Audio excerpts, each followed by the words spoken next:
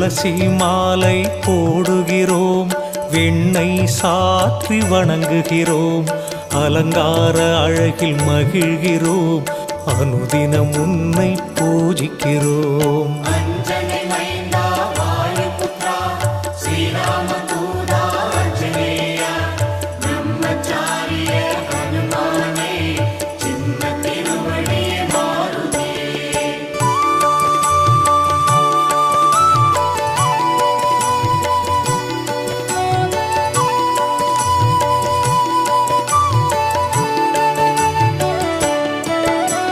வாராவாரம் சனிக்கிழமை வணங்கி மகிழும் பக்தர்களை திருவருள் புரிந்து காக்கின்றாய், வேண்டுதல் யாவும் தீர்க்கின்றாய்.